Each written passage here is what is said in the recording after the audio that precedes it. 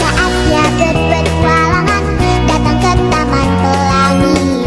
Bersama teman-teman semua, yuk kita saling membantu. Aku punya tas berlari dengan si Joko.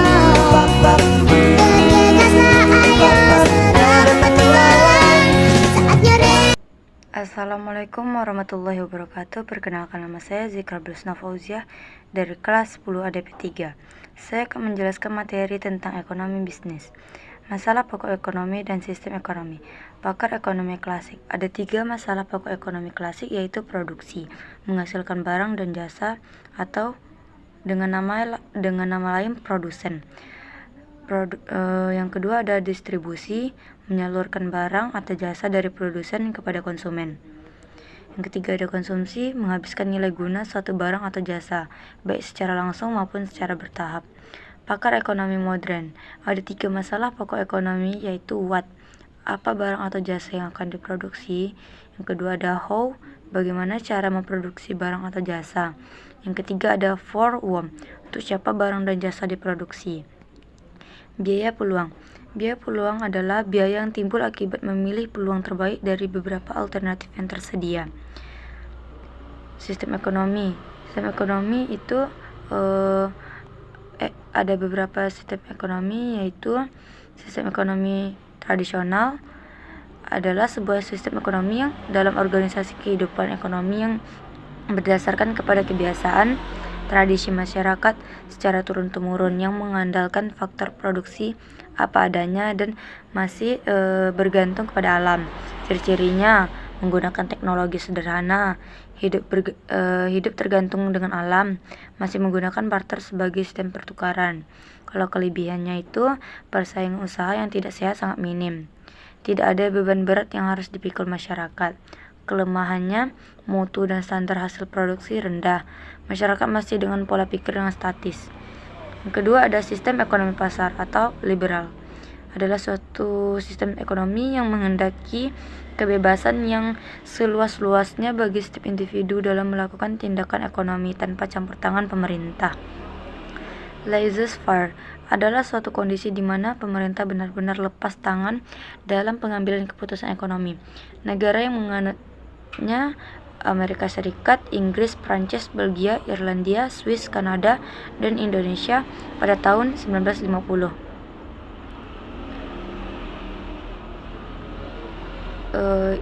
Sistem ekonomi komando adalah sistem ekonomi di mana pemerintah memiliki peranan dominan dalam mengendalikan perekonomian.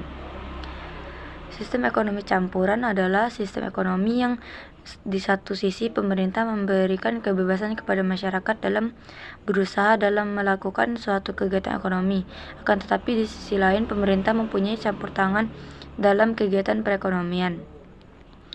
Sistem ekonomi Pancasila, yaitu sistem ekonomi yang berpedoman pada Pancasila dan UUD 1945 sebagai landasan konstitusional. Karakteristik perekonomian Indonesia. Pemerintah dan swasta sama-sama hidup dalam berdampingan secara damai. Hal-hal negatif yang harus dihindari.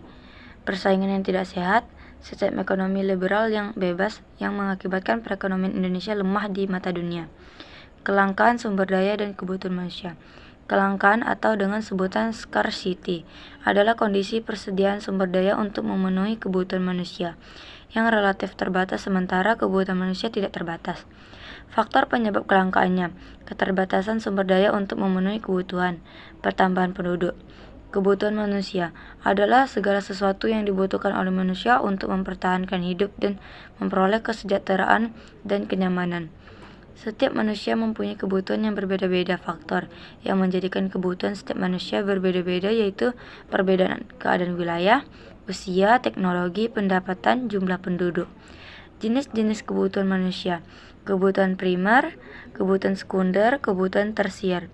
Perilaku konsumen dan produsen dalam kegiatan ekonomi, yaitu pengertian konsumsi adalah menghabiskan nilai guna suatu barang maupun jasa, baik secara sekaligus maupun secara bertahap untuk memenuhi kebutuhan hidup. Yang kedua ada tujuan konsumsi, mengurangi nilai guna suatu barang atau jasa secara bertahap, memuaskan kebutuhan fisik atau jasmani. Yang ketiga ada faktor yang mempengaruhi konsumsi. Faktor dari dalam diri konsumen yaitu ada usia, gaya hidup, selera. Kalau faktor dari luar diri konsumen yaitu ada tingkat penghasilan, tingkat pendidikan, tingkat tempat tinggal, adat istiadat. Pengertian perilaku konsumen adalah studi bagaimana individu, kelompok, organisasi memilih, membeli, menggunakan, dan menempatkan barang, jasa, ide, pengalaman untuk memuaskan keinginan dan kebutuhan mereka. Faktor yang mempengaruhi perilaku pembelian konsumen. Ada faktor budaya, ada faktor sosial, faktor pribadi, faktor psikologi. Teori perilaku konsumen. Teori kardinal. Dalam teori kardinal, nilai guna utility yang didapat konsumen dapat diukur dengan satuan angka seperti jumlah buah dan uang. Tokoh yang mengembangkan teori kardinal itu Hermann Heinrich Gossen. Marginal utility adalah utilitas tambahan yang didapatkan konsumen untuk setiap tambahan barang maupun jasa yang dikonsumsi. Hukum Gossen 1. Jika jumlah suatu barang dikonsumsi dalam jangka waktu terus ditambah, maka kekuasaan total yang diperoleh juga bertambah. Akan tetapi kekuasaan marginal, tambahan kekuasaan diperoleh jika konsumsi ditambah dengan 1 unit. Pada titik tertentu akan semakin berkurang bahkan jika dikonsumsi terus. Pada akhirnya pertambahan kepuasan yang diperoleh akan menjadi negatif dan kepuasan yang semakin berkurang.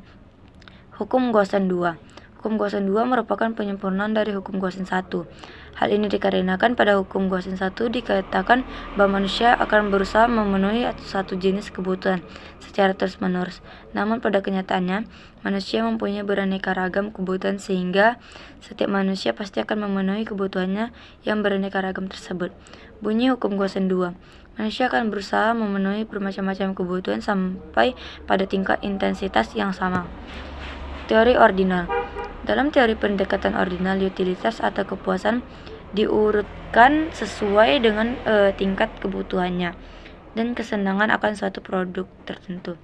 Kurva indifferent adalah kurva yang menggambarkan berbagai kombinasi dari berbagai barang yang dikonsumsi oleh konsumen dengan manfaat dan kepuasan yang sama. Perilaku produsen dalam kegiatan ekonomi. Pengertian produsen, orang yang menghasilkan suatu barang atau jasa yang mempunyai nilai guna dan nilai pakai untuk dikonsumsi oleh konsumen. Pengertian produksi, suatu pekerjaan yang dilakukan untuk menambahkan nilai guna suatu benda atau menciptakan benda baru sehingga lebih bermanfaat untuk memenuhi kebutuhan. Hukum permintaan penawaran pasar. Bunyi hukum permintaannya yaitu semakin tinggi harga sebuah barang atau jasa, maka semakin tinggi pula orang yang meminta barang dan jasa tersebut. Kalau bunyi hukum penawaran, semakin tinggi harga sebuah barang atau jasa, maka semakin pula penawaran diberikan produsen kepada pasar. Alasannya, karena dalam bisnis keuntungan menjadi tujuan yang paling utama. Sehingga ketika produsen melihat adanya kenaikan harga, maka mereka akan memproduksi lebih banyak barang. Sebaliknya, jika harga barang atau jasa menurun, maka jumlah yang ditawarkan oleh produsen juga semakin berkurang. Faktor yang mempengaruhi permintaan, harga barang atau jasa, pendapat konsumen, selera konsumen. Faktor yang mempengaruhi penawaran ada harga, teknologi, kebijakan pemerintah, transportasi. Permintaan adalah perbuatan hal dan sebagainya. Meminta. Lalu dalam ilmu ekonomi, permintaan adalah keseluruhan jumlah atau jasa yang bersedia diminta. Fungsi permintaan itu P sama dengan A dikurang BQ atau Q sama dengan A dikurang BP. Fungsi penawaran P sama dengan A ditambah BQ atau Q sama dengan A ditambah BP. Keterangan fungsi P itu sama dengan harga. Kalau Q jumlah barang yang diminta atau ditawarkan. Kalau A itu angka konstanta. Kalau B kemiringan atau gradien atau slape. Rumus permintaan dan penawaran untuk mencari fungsi yaitu harga. Kalau P itu harga, kalau P1 harga diketahui 1, P2 harga diketahui 2, Q permintaan atau penawaran, Q1 permintaan atau penawaran diketahui 1, Q2 permintaan atau penawaran diketahui 2. Harga keseimbangan pasar adalah harga yang terbentuk dari titik pertemuan kurva penawaran dan permintaan dalam transaksi jual beli. Fungsi dari harga keseimbangan pasar memudahkan penjual untuk menentukan harga penawaran terbaik. Meningkatkan proses produksi dengan penggunaan teknologi yang tepat. Rumus harga keseimbangan. QD sama dengan QS atau PD sama dengan PS. Penjelasan. QD itu jumlah permintaan barang. Kalau QS jumlah penawaran barang. PD itu harga barang yang diminta. Kalau PS itu harga barang yang ditawarkan. Baik, segitu dulu materi dari saya. Assalamualaikum warahmatullahi wabarakatuh. Rainbow, rainbow, ruby, rainbow, rainbow, ruby.